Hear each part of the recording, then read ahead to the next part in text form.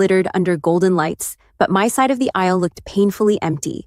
I stood at the altar, bouquet trembling in my hands, my throat tight. Rows of chairs filled with people, but not for me. My so-called family sat together, whispering, smirking, avoiding my eyes. Even my own mom.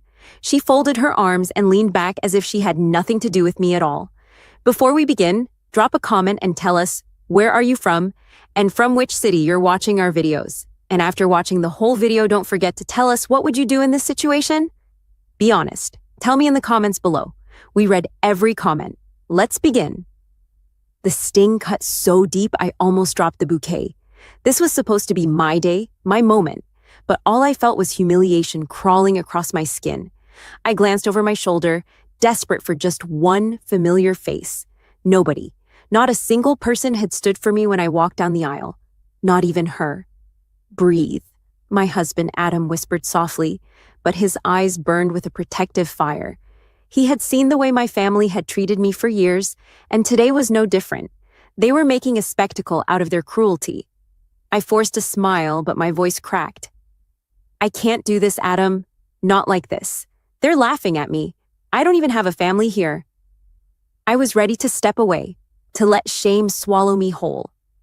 My mom's smirk deepened, as though she had won. The whispers grew louder, crueler. My cousin snickered. Told you, she's all alone. That's when Adam reached into his pocket, lifted his phone, and showed me the glowing screen. His jaw clenched as he leaned in, his words fierce but steady. Grandpa's here. My chest heaved, confusion flashing across my face. What? But he wasn't supposed to come? Adam only smirked, gripping my hand tighter. Watch. And then, as if on cue, the heavy doors at the back of the hall groaned open. The sound cut through the whispers, through the shallow laughs. Heads turned sharply, gasps followed. Cameras flashed instantly as a figure stepped inside, tall, commanding, dressed in a sharp suit that carried decades of respect and authority. It was my grandfather, the man my family had counted out, the one they thought would never show, the one they assumed had abandoned me just like they did. But there he was. The room shifted in a heartbeat. Everyone who had mocked me just seconds ago stumbled to their feet. Even my mom shot upright, her smug expression dropping into something pale, nervous, almost guilty. Chairs screeched as people stood, because when my grandfather entered a room, everyone stood. I stood frozen, tears blurring my vision. The weight of betrayal still clung to me, but suddenly there was something else, something electric, powerful, alive. Grandpa's voice carried across the hall, deep and steady. Why does my granddaughter stand alone on the most important day of her life? The silence that followed was suffocating. My mom's lips parted, but no words came out. My uncle shifted uncomfortably. My cousin lowered her eyes. I could barely breathe. The man who had always been my silent supporter, the only one who saw worth in me when everyone else stripped it away, was here, and just his presence shattered the smugness in the room like glass. Adam leaned close again, his grip unshakable. You're not alone anymore. Not today, not ever. And for the first time, I lifted my chin and let the tears fall, not of shame, but of a strength that was rising in me, stronger than the weight of their hate. The silence in the wedding hall was so thick it could have suffocated me. My grandfather's voice had cut through every sneer, every whisper, every ounce of poison that had been slung at me since the moment I stepped inside that room. Why does my granddaughter stand alone on the most important day of her life? He repeated, his gaze sweeping across the hall like a storm rolling over a field. Nobody dared to answer. My mother shifted uncomfortably in her seat, her lips pressing into a tight line. My uncle tugged at his tie, suddenly flushed red. The very same cousin who had mocked me just moments earlier dropped her phone into her lap, as if even holding it in his presence was disrespectful. But the silence wasn't relief. It was suffocating, tense, like everyone was waiting for someone else to take the blame. I felt my knees buckle slightly, but Adam's grip anchored me. My heart pounded against my chest so loudly I was certain the whole room could hear it. My bouquet trembled in my hands, but for once, it wasn't from fear. It was from the overwhelming shift happening in the air. Grandpa walked forward, his cane tapping against the polished marble floor, though the way he carried himself, you'd never believe he needed it. His presence was commanding, larger than life. He wasn't just a man, he was history, respect, and authority stitched into one human being. When he reached the front, his eyes locked on my mother. "Linda," he said flatly, his tone carrying no warmth. "Care to explain why you sat still while your daughter walked alone?"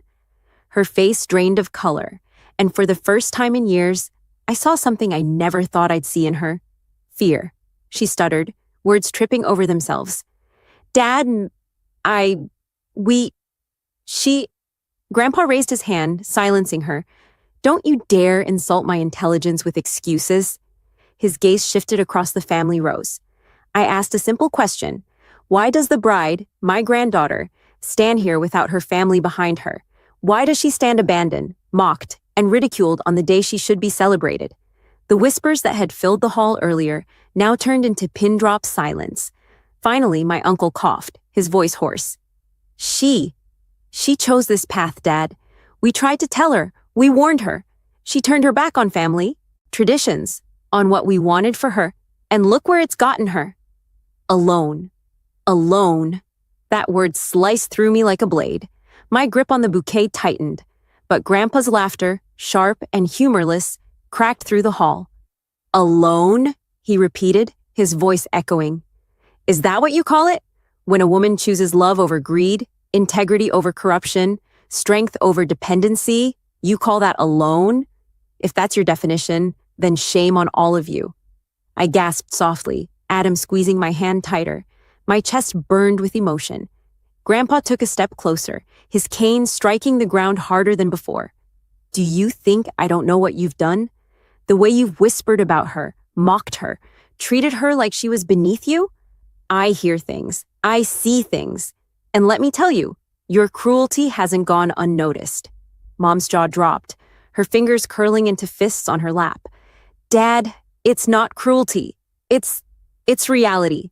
She was never like the rest of us, always too sensitive, too naive. She doesn't understand how the world works. We were protecting her from herself. Protecting me? The laugh that nearly tore from my chest was bitter. My lips parted, but before I could speak, Grandpa's hand cut the air again, his fury evident. Protecting her, his voice thundered. You sat there while strangers stood to take photos, while cameras flashed, and you thought humiliation was protection. You left her to feel abandoned, to doubt her worth, to question whether she even deserved to stand here in white. And you call that love? Every word struck my family like a whip. My mother's face crumbled, but her pride held her tongue still. My uncle looked away. My cousin fidgeted in her seat. I couldn't breathe. My chest heaved, my eyes burning. My whole life, I had wished for someone to say those words out loud, to defend me in front of the very people who crushed me daily. And here he was, standing taller than ever, reminding me I wasn't small, reminding me I wasn't wrong for choosing myself. Adam leaned in, whispering, This is your moment. Hold your head high. And I did. I straightened my shoulders, my trembling hands finally steadying. The shame that had wrapped around me when I walked down that aisle began to peel away, replaced with something new, a fire I didn't know I still had. Grandpa's gaze softened when he turned back to me, his eyes lined with years of hardship, locked onto mine with pride that nearly broke me. You are not alone, my girl. Not now, not ever. If the people in this room can't stand for you, then I will. The audience collectively inhaled as Grandpa turned and, with effort, took my hand from Adam's, raising it high in the air like a declaration. She is my granddaughter, he announced, his voice unshakable. And anyone who dares to belittle her, mock her, or stand against her, stands against me. The words rang through the hall like a hammer slamming against stone. I caught sight of my mom, her mouth trembling, her eyes darting between me and Grandpa. My cousin whispered something under her breath, but no one dared laugh this time. My uncle clenched his fists, but he didn't move. For once, they were silent. For once, they had nothing to say. I blinked rapidly, tears spilling down my cheeks, but they weren't tears of defeat anymore. They were something else. Relief, strength, maybe even victory. Adam leaned close again, murmuring just loud enough for me to hear. You see? You're not standing alone. You've got him. You've got me. And one day when you look back on this moment, you'll remember it as the day you stopped letting them define you. I swallowed hard, staring at my family, at the people who had been my nightmare and my cage for so long. My voice cracked when I finally spoke, but it was steady enough to be heard. You didn't stand for me today, I said, my voice cutting through the tension. Not as a family, not as people who claim to love me, but that's fine, because the people who matter most, the ones who truly see me, are here. And that's all I need. The look on my mother's face was indescribable. Shame, anger, and disbelief all tangled into one. She opened her mouth to speak, but Grandpa's glare froze her in place. I stood taller than I ever had before. For the first time, I wasn't the girl begging for their approval, shrinking under their judgment. I was a bride, a woman, a granddaughter who finally knew she was worthy, whether they liked it or not.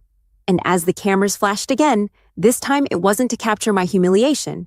It was to capture the moment the room shifted, the moment they realized they no longer had power over me. The air in the hall was suffocating. Nobody dared sit, nobody dared speak. My grandfather's words still hung in the air like a blade suspended above their heads. My mother's lips trembled. She opened her mouth, finally breaking the silence. Dad, you don't understand. You've been away too long. You don't know the things she's done? We only wanted what's best for her. Best for her?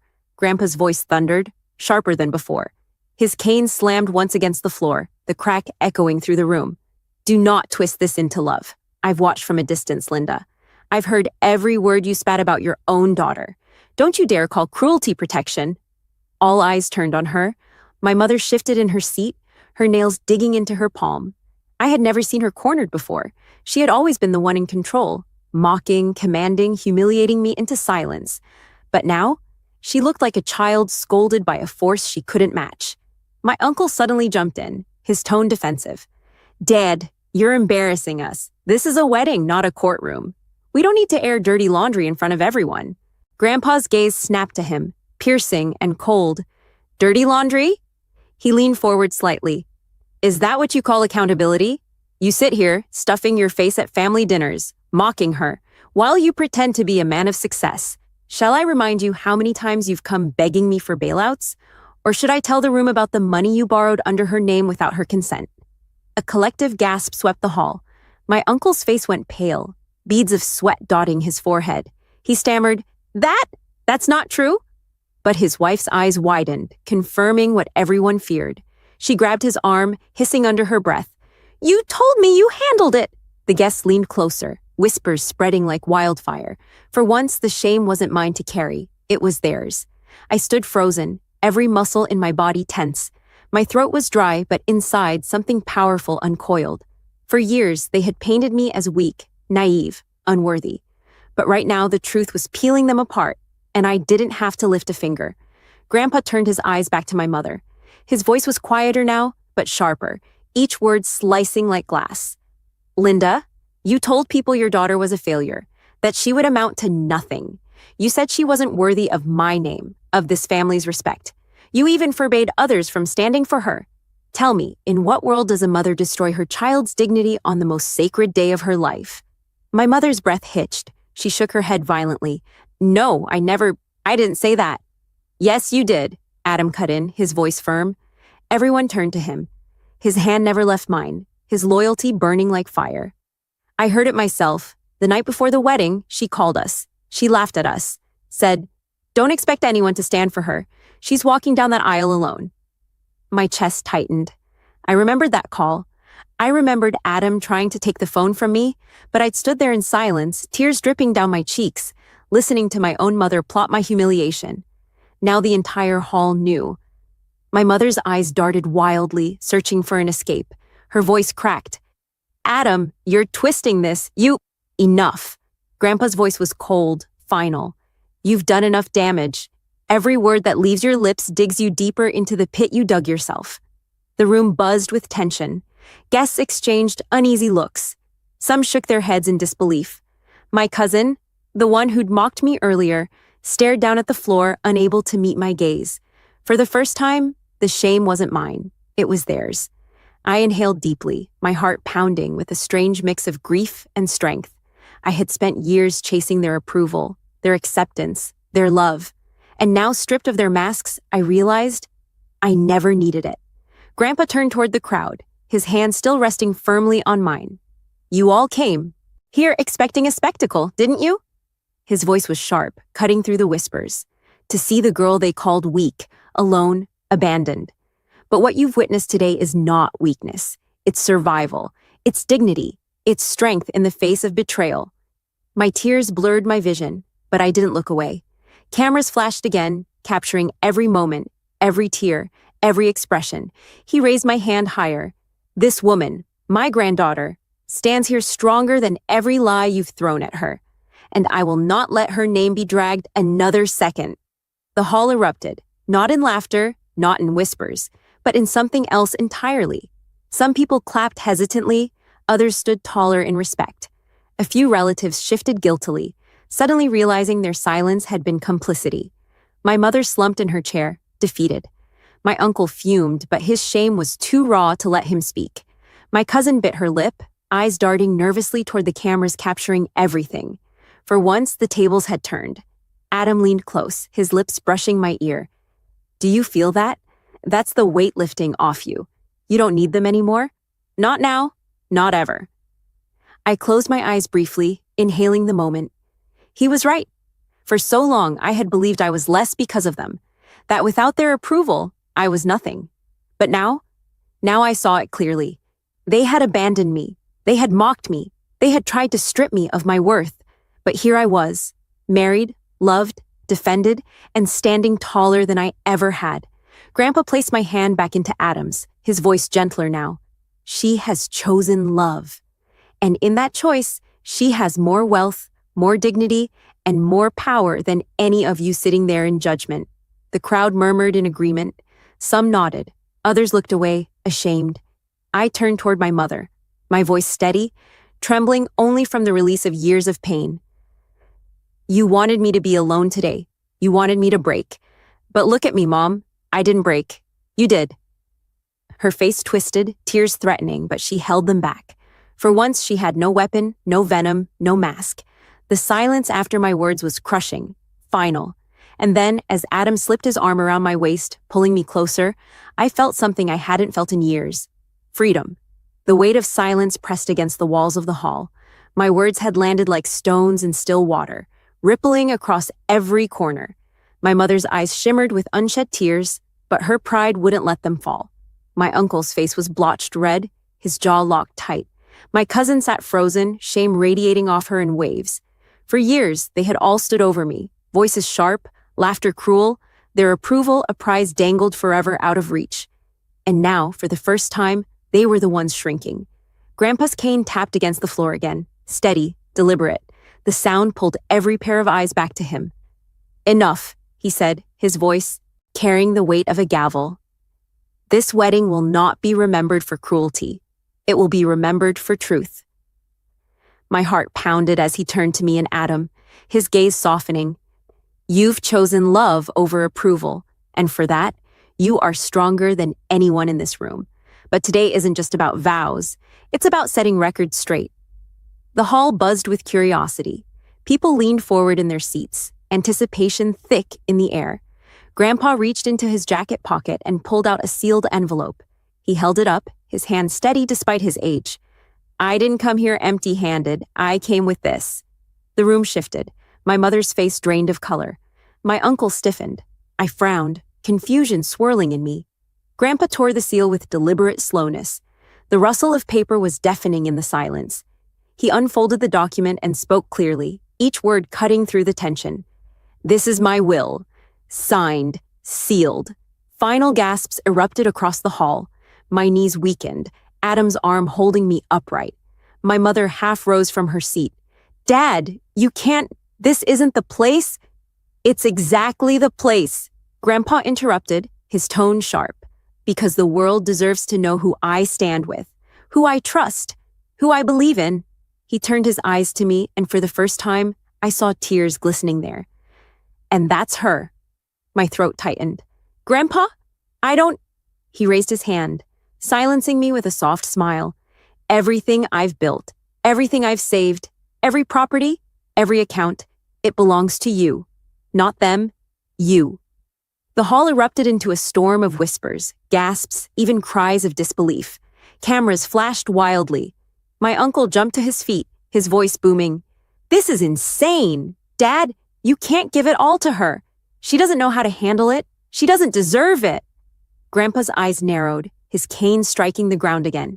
She deserves more than all of you combined. Because unlike you, she knows the value of integrity. She knows love isn't measured in money or status. She has been beaten down and still stands tall. That is strength. That is worth.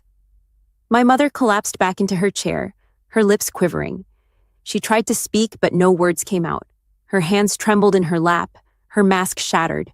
I stood frozen, my chest aching with a mix of shock, grief, and gratitude.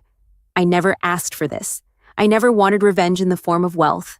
But standing there, watching their smugness collapse, I realized it wasn't about money. It was about truth, about finally being seen.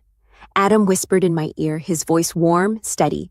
You've won, not because of this inheritance, because you finally see your worth. Tears streamed down my face. He was right. For the first time, I wasn't defined by their rejection. I wasn't the girl begging for love. I was the woman they could no longer break. Grandpa folded the will, carefully, sliding it back into his jacket. He turned to the crowd one last time. This wedding is not the stage for cruelty. It is the beginning of her future. And let it be known, anyone who doesn't respect her doesn't respect me. The finality in his words struck like thunder. Nobody moved. Nobody spoke. Even the most arrogant of relatives looked away, their faces etched with defeat. Adam squeezed my hand, his eyes glistening. Are you ready to start our life without them holding you back? I inhaled sharply, my voice trembling but steady. More ready than I've ever been. Together, hand in hand, we turned toward the officiant. But as the vows began, I no longer cared about the whispers behind me, the glares from my family, or the empty rows where support should have been. All I cared about was the man beside me, the grandfather who stood for me, and the strength burning inside me. As the ring slid onto our fingers and we sealed our vows, I caught sight of my mother's face, crushed, regret dripping through every crack of her pride. My uncle's shoulders slumped. My cousin's phone shook in her hand, recording a moment that would haunt them forever. But I didn't look away out of pity. I looked away out of freedom, because for the first time in my life, I wasn't their shadow. I wasn't their victim. I was me. And as the doors of the hall closed behind Adam and me, leaving the whispers to rot in our